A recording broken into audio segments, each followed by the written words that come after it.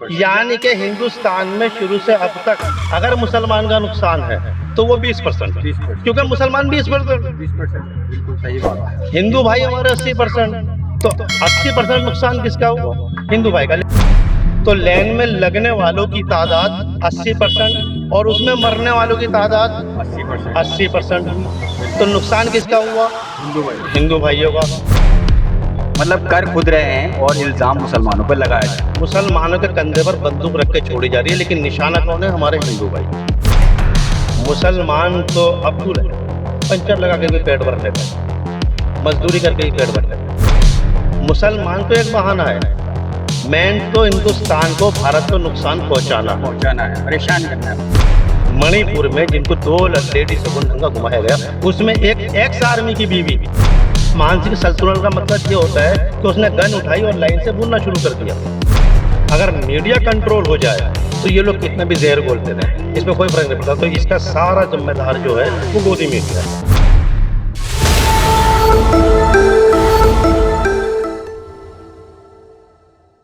मैं हूं अहमद अंसारी, कैमरामैन इम्तियाज रोहतासी के साथ, और हम पहुंच चुके हैं शास्त्री पार्क में। तो चलिए करते हैं एक मुलाकात। तो हम ये जानना चाहते हैं कि जो मेवात के नूर शहर के अंदर जो दंगे हुए हैं हिंदू मुस्लिम के, इसके बारे में आप क्या कहेंगे? दंगे ये जो समझने में आता है, ये संयोजित दंगे थे। जब पहले से एक प्लानिंग की गई थी दंगों की, और उसका सबूत ये है कि मोनू मानेसर या बिट्टू बजरंगी, इन लोगों ने पहले ऐलान किया कि भाई हम लोग आ रहे हैं और आप ये मत बोलना कि जीजा आए थे और मुलाकात नहीं हुई।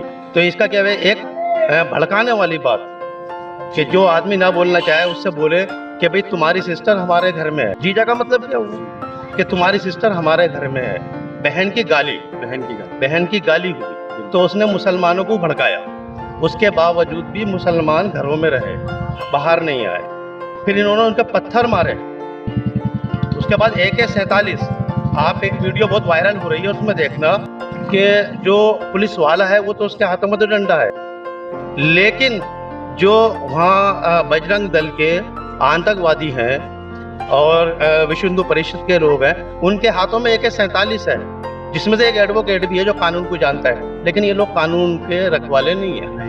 और मेन वजह ये रही कि ये हिंदू मुस्लिम कराना चाहते हैं। आप एक बात देखें, नोटबंदी हुई, मुसलमान हिंदुस्तान में कितने? बकौल इनके 20%, बकौल इनके 20%, 80% गैर मुस्लिम, 80% गैर मुस्लिम और 20% मुसलमान। तो हमारे हिंदू भाई 80% ऐसे माने, और 20% मुसलमान। तो अगर ये महंगाई बढ़ाते हैं, सिलेंडर 400 से 1150 का करते हैं, तो सिलेंडर लेने में मुसलमान का कितना सहयोग? 20%। हिंदू भाइयों का 80%, तो नुकसान 80% हिंदू भाइयों का, 20% मुसलमान का। ATM की लाइन में लगते हैं नोटबंदी में, तो मुस्लिम अकाउंट जो होंगे आपको वो मिलेंगे मुश्किल से 50%। यानी कि अगर 20 करोड़ मुसलमान हैं तो 10 करोड़ के अकाउंट बैंक में होंगे। जाहिर बात है लाइन में भी वही लोग लगेंगे। लेकिन हमारे हिंदू भाइयों में इतनी जागरूकता है कि अगर वो 80% है तो अकाउंट भी उनका 80%। हर आदमी का घर में अकाउंट है, उनके मिसिस का है, बच्चों का है या उनका है। तो लाइन में कौन लगे? हिंदू भाई। मुस्लिम 20% लाइन में, और 80% लगे हिंदू भाई। तो लाइन में लगने वालों की तादाद 80% और उसमें मरने वालों की तादाद 80% हुई, तो नुकसान किसका हुआ? हिंदू भाइयों का। लॉकडाउन लगा, लॉकडाउन में जो बेरोजगार थे और जो जिनकी नौकरियां गई, उसमें 80% हिंदू भाई, मुस्लिम 20%। अब वो लोग पैदल चले 5 किलोमीटर, 10 किलोमीटर, 100 किलोमीटर, उसमें मरने वालों की तादाद 80% हिंदू भाई, मुस्लिम 20%। यानी कि हिंदुस्तान में शुरू से अब तक अगर मुसलमान का नुकसान है तो वो 20%, क्योंकि मुसलमान 20%, सही बात। हिंदू भाई हमारे 80%, तो 80% नुकसान किसका हुआ? हिंदू भाई का। लेकिन हमारे हिंदू भाई बहुत अच्छे हैं, हमारे साथ रहते हैं, लेकिन उनमें कुछ लोग पटरी से अलग हो गए हैं। वो ये नहीं सोचते कि 80% नुकसान हिंदू भाई का। ये मुसलमान के कंधे पे रख करके बंदूक चलाते हैं कि हम मुसलमान को रहने नहीं देंगे। हकीकत तो ये है कि ये हिंदू के नुकसान पहुंचा रहा है। मेवात में नूर शहर है, उसमें बुलडोजर चलाया जा रहा है मकानों पर, मुसलमान पर अत्याचार किया जा रहा है, तो इसके बारे में आप क्या कहना चाहते हैं? इसके बारे में मुझे कुछ नहीं कहना। इसके बारे में हमारे गुजर भाई, हमारे जाट भाई, हमारे हिंदू भाई जो नू और नू के आसपास रहते हैं, वो इस बात का पूरा प्रूफ दे रहे हैं। जो कि वहाँ पे एडीजी थी, एडिशनल जनरल ऑफ पुलिस जो लेडी है, वो ये बोल रही है कि मैं उस टाइम वहाँ मौजूद थी, मुसलमानों ने कोई ऐसा बलात्कार का केस नहीं किया, कोई रेप नहीं किया, कुछ नहीं। ये हमारी एडीजी बोल रही है, एडिशनल डायरेक्टर ऑफ जनरल हैं, वो इस बात को बोलती हैं नू की कि हमने मैं वहाँ उस टाइम मौजूद थी, ऐसा नहीं हुआ। लेकिन फिर भी एक तरफा कर रहा है भाई। वो वजह क्या रही है? सिर्फ मुसलमानों को दबाने की कोशिश। लेकिन दब कौन रहे हैं? हमारे हिंदू भाई। मतलब कर खुद रहे हैं और इल्ज़ाम मुसलमानों पर लगाया जा रहा है। मुसलमानों के कंधे पर बंदूक रख के छोड़ी जा रही है, लेकिन निशाना कौन है? हमारे हिंदू भाई। नुकसान किसको पहुंचा रहे हैं? हिंदू भाई को। मैंने क्या कहा, अगर महंगाई की दर को लेकर के हम बात करते हैं तो मुसलमान 20%, तो महंगाई की दर मुसलमानों ने कितनी झेली? 20%। 80% हमारे गैर मुस्लिम भाई। तो 80% नुकसान किसको हुआ? हमारे गैर मुस्लिम भाई को। मुसलमान तो एक बहाना है, मेन तो हिंदुस्तान को, भारत को नुकसान पहुंचाना है, परेशान करना है। परेशान करना है। आज जो बड़ी बड़ी मार्केटों में शोरूम लिए बैठे हैं, मुसलमान अभी इतना एक्टिव नहीं है कि वो बड़ा बिजनेस कर सके, बड़ी जगहों पर शोरूम लेके खोल सके। तो आज आप केनाड विलेज, कमला नगर, करोल बाग, साउथ एक्स, इन जगहों पे देखते हैं तो वहाँ पर 99% जो शोरूम मिलेंगे, बिजनेसमैन मिलेंगे, वो है हिंदू भाई।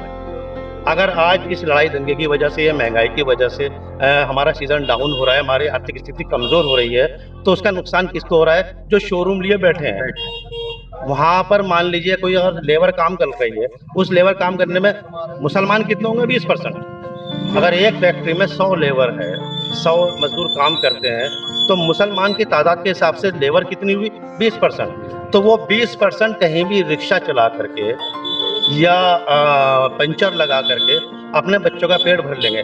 लेकिन जो वो पढ़े लिखे जो वहाँ पर सेल्समैन लगे हुए 80%, वो ये काम नहीं कर सकेंगे। तो नुकसान किसका हो रहा है? सिर्फ गैर मुस्लिम भाई का हो रहा है। तो उनको ये समझना चाहिए, सोचना चाहिए कि भाई ये नुकसान मुसलमानों का नहीं है। मुसलमानों का तो नाम लिया जा रहा है कि मुसलमान के कंधे पर बंदूक रख के चला रहे हैं, लेकिन बंदूक चल रही है इनके कंधे पर और निशाना बन रहे हैं ये लोग। मुसलमान तो अब्दुल है, पंचर लगा के भी पेट भर लेगा, मजदूरी करके ही पेट भर लेगा। ये लोग नहीं कर सकते, क्योंकि इनका स्टैंडर्ड बचपन से सिखाया जाता है, इनको क्वालिफाइड किया जाता है। क्वालिफाइड आदमी ये काम नहीं कर सकता। मुसलमानों से कोई भी काम करा लो, हलाल काम में कुछ भी वो सबसे आगे। अभी जो सुनने में आ रहा है चारों तरफ दहशत फैली हुई है कि भाई हिंदू मुस्लिम के झगड़े होंगे, लोगों को परेशान करेंगे, तो अब इस बात से कारोबार पर कितना असर पड़ा है, हम ये आपसे जाना। नहीं, अब तो उम्मीद ऐसी है कि झगड़े ऐसे नहीं होंगे, क्योंकि हमारे हिंदू भाइयों के अंदर बहुत जागरूकता आ गई है। अब ये कुछ ऐसे लोग हैं, बजरंग दल जैसे और आपके विश्व हिंदू परिषद जैसे कुछ लोग ऐसे हैं जिनके पास काम वाम तो कुछ है नहीं। एक लोकल नेता ने बुलाया इनको और इनसे बात करी और अपना खर्चा मेहनताना जो भी इनको पूरे दिन का होता है वो इनको दिया और वो ये रोडों पर आ गए। तो अब जहाँ तक हिंदू भाइयों की भी है, गैर मुस्लिम भाइयों की, वो भी इस बात को समझ चुके हैं कि भाई ये बंदूक इनके कंधे पे होती है, लेकिन निशाना हम होते हैं। तो ये लोग उसको अब ये लोग समझ गए हैं और ये भी कोशिश करेंगे हम इनको इग्नोर करें, क्योंकि ये इन लोगों ने आरएसएस हो या बीजेपी हो, इन्होंने जो भी दाव चला मुसलमानों के खिलाफ, वो उल्टा इनके खिलाफ हो गया। जैसे कि अब अभी हुआ, उससे पहले मुजफ्फरनगर में हुआ, अब इन्होंने तबरेज को लिया, अशफाक को लिया, और आपके एक नहीं है, बहुत से नाम है, जावेद है, नासिर है, मोनू मानेसर। मोनू माँ से बात करते हैं उग्रवादियों को पकड़ लेंगे।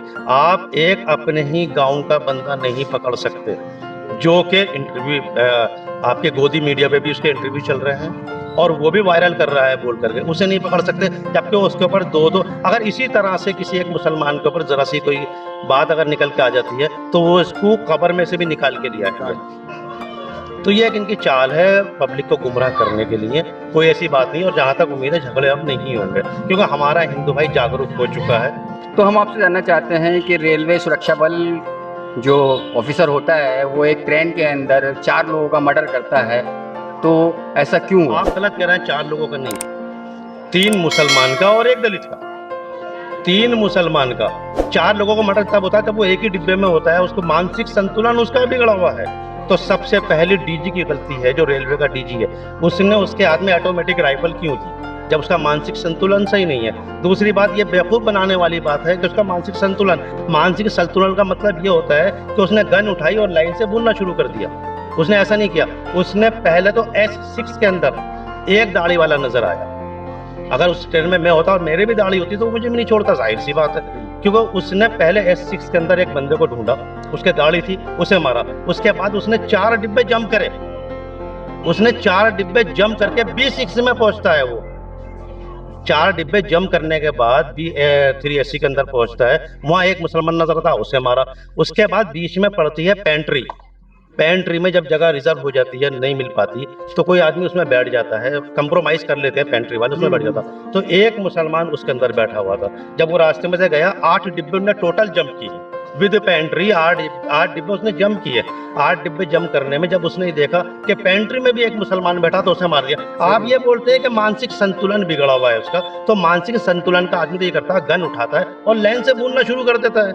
मुसलमानों को ही क्यों मारता है? दाढ़ी वालों को चुन चुन के नहीं मारता। अब उसमें बीच में जो उसका एसआई था, उसका जो सीनियर था, उसने कहा कि ये तू गलत कर रहा है, ये बात सही नहीं है। एक मजहब के लोगों को क्यों खत्म कर रहा है। उसने सोचा कहीं ऐसा ना हो ये सरकारी गवाह बन करके और मुझे भी मार दे। इसने उसको भी खत्म किया। तो ये अच्छा, दूसरी बात ये रही कि आप ये कहते हैं कि वो मानसिक संतुलन बिगड़ा हुआ है। मानसिक संतुलन बिगड़ने में वो ये कहेगा कि वोट मोदी और योगी को दे।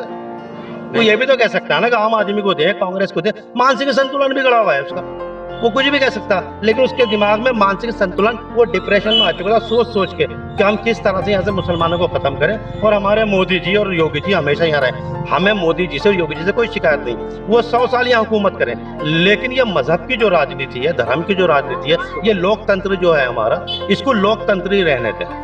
ये जो डेमोक्रेसी है हमारी, इसकी डेमोक्रेसी रहने दें। लेकिन जो इनके साथ, अच्छा ये कहते हैं भी हमारा कोई इसमें ही नहीं। जब 4 मर्डर होते हैं इसमें, तो उसके ऊपर तो योगी जी बोल सकते थे कि भाई इसने हमारा नाम लिया, गलत लिया, इसको सजा मिलेगी। मोदी जी भी इस बात को कह सकते हैं। लेकिन यार, जो आदमी 2 लड़कियों को नंगा घुमाया गया है, जिसमें से एक एक्स आर्मी की बीवी, मणिपुर में जिनको 2 लेडीज को नंगा घुमाया गया, उसमें एक एक्स आर्मी की बीवी, जिसने कारगिल में मतलब कई जगह वो शहीद होने से ही बचा। उसके पास से गोलियां निकली, उसके सर के ऊपर से गोलियां निकली, और उसने अपने भारत के लिए अपनी जान कुर्बान कर दी एक तरीके से। मतलब अपने सब कुछ कुर्बान कर दिया। उम्मीद नहीं थी वो बच के आएगा। उसने कारगिल के अंदर भारत को जंग जिताई। वो एक आर्मी का नहीं, वो आर्मी का एक था, लेकिन उसको मानो आपको 1 लाख थे। 1 लाख। उसने वो जंग जिताई आर्मी के बंदे ने। और उसको उसका रिजल्ट क्या मिला?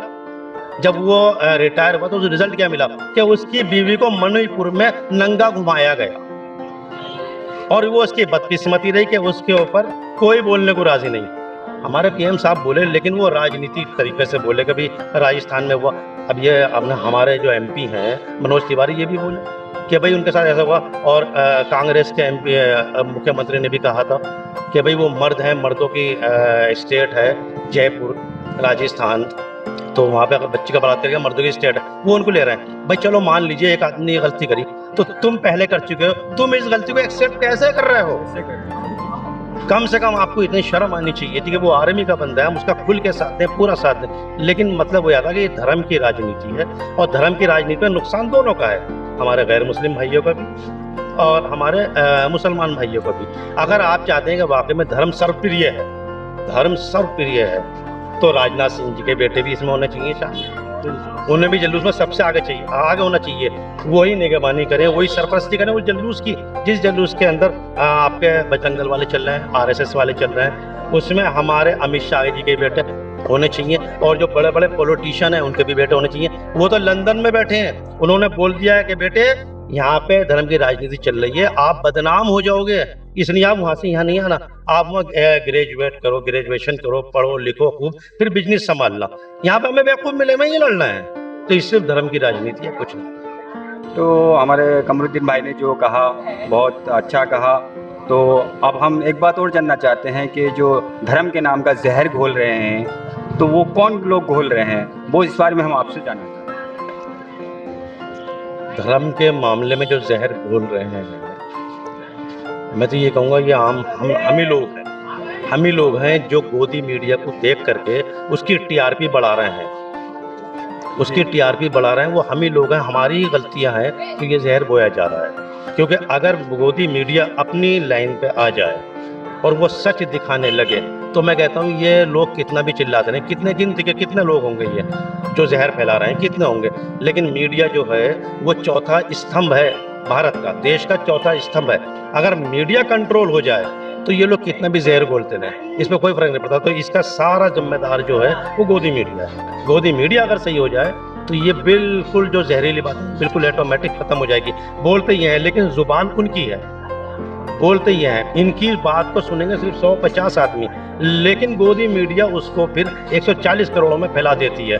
सिर्फ आपके इंडिया में, इंडिया की बाहर की बात तो मैं कर ही नहीं रहा, इंडिया की बाहर की बात करेंगे पूरी दुनिया में फैलाती, लेकिन सिर्फ इंडिया को मान के चले 140 करोड़ में जहर फैलाने वाली जो है, इन्होंने एक चुटकी जहर दिया, लेकिन उसको कड़ाव में, दूध के कड़ाव में घुमाने वाली और चलाने वाली जो वो गोदी मीडिया। अगर ये सही हो गई तो हमारा हिंदुस्तान 4 स्तंभ पर खड़ा है। जो चारों स्तंभ इस टाइम पर थोड़े कमज़ोर हो गए हैं, वो बिल्कुल स्टैंड हो जाएगा, पहले की तरह सोने की चिड़िया कहलाएगा। मतलब आप ये कहना चाहते हैं कि अगर गोदी मीडिया अपनी इंसानियत पर आ जाए और सच्ची बातें दिखाए, सच बोले, तो ये सब कुछ जहर घोलना बंद हो जाएगा।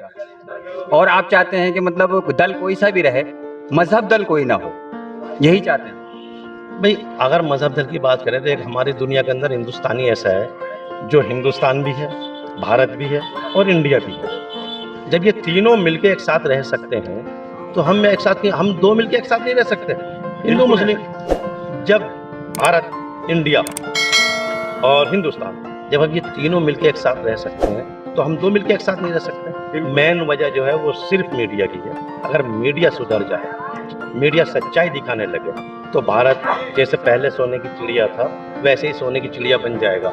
वरना वो दिन दूर नहीं है कि अभी तो गरीब मर रहा है, कुछ टाइम के बाद बिजनेस वेयर में बनना शुरू हो जाएगा, वो भी भूख से बेहाल हो जाएगा। शुक्रिया। तो कमरुद्दीन भाई से हमारी मुलाकात हुई, उन्होंने बहुत अच्छी बातें बताई और आगे भी आपको बहुत अच्छी अच्छी बातें बताते रहेंगे। मतलब इनका कहने का मकसद ये है कि हिंदुस्तान एक गुलसिता है जिसमें तरह तरह के फूल खिलते हैं, जिसमें सारे फूलों को खिलने का पूरा हक है, चाहे वो हिंदू हो, मुस्लिम हो, सिख हो, ईसाई हो। बस मैं लोगों से यही कहना चाहता हूँ कि जिस तरह से एक बगीचे में फूल खिलते हैं, सारी कौमें, सारे लोग मिलकर रहें एक फूल की तरह। जय भारत, जय इंडिया।